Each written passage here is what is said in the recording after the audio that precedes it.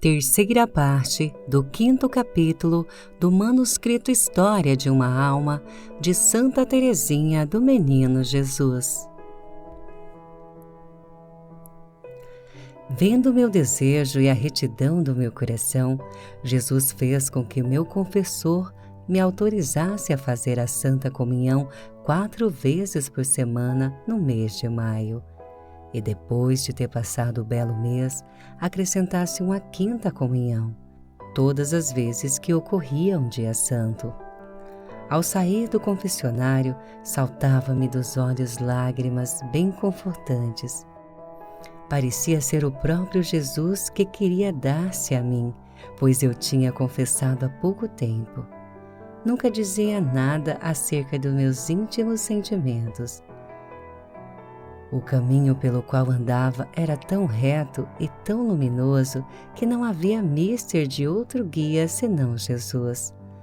Os diretores espirituais eu os comparava a espelhos fiéis que refletem Jesus nas almas, achando que no meu caso o bom Deus não se valia de nenhuma pessoa intermediária, mas atuava diretamente. Quando um hortelão cerca de cuidados uma fruta que ele quer que amadureça antes do tempo, nunca o faz para deixar pendurada na árvore, mas para a colocar no brilhante serviço de mesa. Era em intenção análoga que Jesus despendia sua graça à sua queridinha.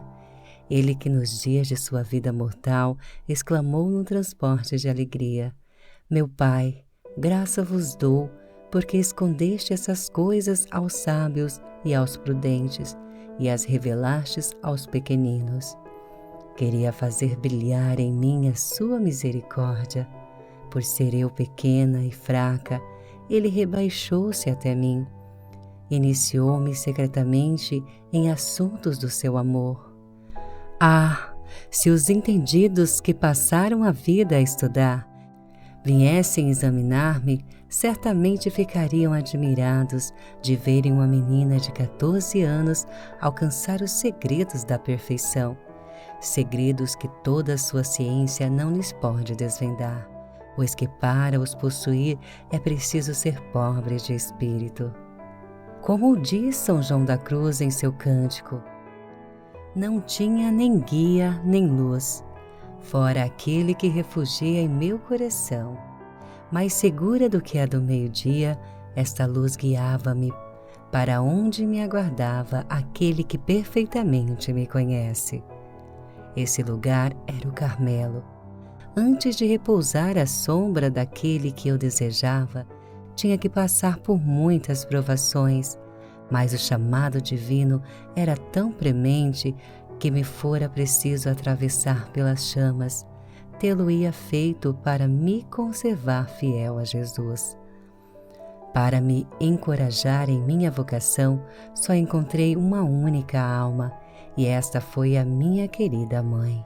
Meu coração encontrou no seu um eco fiel, e sem ela não teria, por certo, chegado à praia abençoada que há 5 anos a acolhera em seu solo impregnado de celestial orvalho. Sim, há 5 anos que estava longe de vós, minha querida mãe. Julgava ter-vos perdido, mas na hora da provação foi vossa mão que me indicou o caminho que devia seguir. Tinha necessidade de tal conforto, porque minhas idas ao parlatório do Carmelo se tornavam cada vez mais penosas. Não podia falar do meu desejo de entrar, sem me sentir rejeitada. Achando que eu era muito nova, Maria fazia todo o possível para impedir minha entrada. Vós mesma, minha mãe, com o intuito de me provar, procuráveis algumas vezes diminuir meu ardor. Afinal, se eu não tivera realmente vocação, desistiria já no começo, porque encontrava obstáculos desde o momento que comecei a responder ao chamado de Jesus. Não quis falar a Celina do meu desejo de entrar tão nova para o Carmelo, e isto me fazia sofrer mais ainda, porque me era muito difícil ocultar-lhe alguma coisa. Não durou muito o sofrimento. Minha querida irmãzinha logo ficou sabendo de minha determinação. Longe de tentar dissuadir-me, aceitou com admirável coragem o sacrifício que o bom Deus lhe pedia. Para se avaliar quando era seu alcance, seria preciso conhecer até que ponto éramos unidas. Era, por assim dizer, uma só alma que nos fazia viver. Desde alguns meses levávamos a vida mais fagueira que adolescentes possam sonhar. Ao redor de nós, tudo correspondia aos nossos gostos. Dava-nos a mais ampla liberdade. Acabava por dizer que nossa vida na Terra consistia o ideal de felicidade. Mal tivemos tempo de saborear o ideal de felicidade, quando já se nos impunha a necessidade de renunciá-lo livremente. E minha querida Celina não teve um instante sequer de revolta. Poderia, entretanto, ter se queixado, pois não era a ela que Jesus chamava em primeiro lugar. Tendo a mesma vocação que eu, seria ela quem devia pôr-se a caminho. Mas como no tempo dos mártires, os que continuavam na prisão davam alegres o ósculo da paz aos irmãos que partiam como primeiro para a luta na arena, enquanto eles próprios se consolavam com a ideia de que talvez ficariam reservados para maiores combates. Assim também Celina deixou sua Teresa ir-se embora e ficou sozinha para o glorioso e cruento combate, a qual Jesus a destinava como privilegiada de seu amor. Celina tornou-se, portanto, a confidente de minhas lutas e meus sofrimentos, nos quais tomava a mesma parte, como se tratasse de sua própria vocação. De seu lado, não tinha que temer oposição, mas não sabia de que me valer para levar a situação ao conhecimento de papai. Como dizer-lhe que ficaria sem sua rainha, a ele que acabava de sacrificar suas 3 filhas mais velhas? Oh, por quantas lutas íntimas não tive que passar antes de sentir ânimo de lhe falar. No entanto, era forçoso decidir-me. Ia completar 14 anos e meio e 6 meses apenas nos distanciavam da linda noite de Natal em que tomara a resolução de entrar à mesma hora em que um ano antes tinha recebido minha graça. Para fazer minha grande confidência, escolhi o dia de Pentecoste. Supliquei o dia inteiro aos santos apóstolos que intercedessem por mim e me inspirasse as palavras que ia falar. Não era eles, com efeito, que deviam ajudar a tímida criança que Deus destinava a tornar-se apóstola dos apóstolos mediante a oração e o sacrifício? Não foi senão de tarde, quando voltávamos de véspera, que encontrei oportunidade de falar ao meu querido paizinho. Ele fora sentar-se à beira da cisterna, onde contemplava de mãos postas as maravilhas da natureza.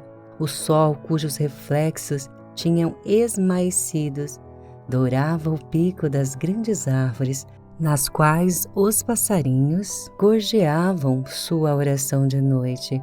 O belo rosto de papai tinha uma expressão celestial. Eu percebia que a paz lhe inundava o coração. Sem dizer uma só palavra, sentei-me ao seu lado, com os olhos rasos de lágrimas. Ele olhou-me com ternura, segurou-me pela cabeça, apoiou-a contra o coração e disse-me: "Que tens, minha rainhazinha? Abra-te comigo." Levantando-se depois, como que para disfarçar a própria emoção, pôs-se a andar a passos lentos, sempre segurando minha cabeça contra o coração. Entre lágrimas, confiei-lhe meu desejo de entrar no Carmelo. Então suas lágrimas fundiram-se com as minhas. No entanto, não proferiu palavra alguma que me desviasse de minha vocação. Limitou-se simplesmente a observar-me que era ainda muito nova para tomar a decisão de tanta gravidade. Eu, porém, advoguei tão bem minha causa que, com sua índole simples e reta, papai logo se capacitou de que o meu desejo era o do próprio Deus. Em sua fé profunda, exclamou que o bom Deus lhe fazia grande honra em lhe pedir assim suas filhas. Prosseguimos muito tempo o nosso passeio, aliviado pela bondade com que meu incomparável pai acolhera minhas confidências. Meu coração expandiu-se docemente no seu. Papai parecia fluir de serena alegria, proveniente do sacrifício consumado. Falou-me como um santo, quisera lembrar suas palavras para as consignar aqui, mas delas só me ficou uma recordação muito balsâmica que não consigo manifestar por palavras.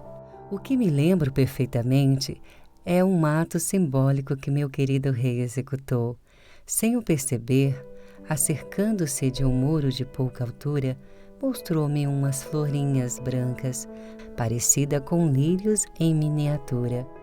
Tomou uma das flores e deu-ma, explicando com que solicitude o bom Deus a fizera nascer e a conservara até aquela data. Ao ouvi-lo falar, julgava ouvir minha própria história, tanto era a semelhança no que Jesus fizera pela Florinha e pela Terezinha. E observei que, querendo apanhá-la, papai a tirara com todas as raízes, sem as quebrar. Parecia destinada a continuar ainda viva noutra terra, mais fértil do que o tenro musgo onde passou os primeiros dias de existência. Era essa exatamente a mesma ação que papai, momento antes, acabava de ter para comigo, quando me permitiu galgar a montanha do Carmelo e abandonar a amena planície, testemunha de meus primeiros passos na vida.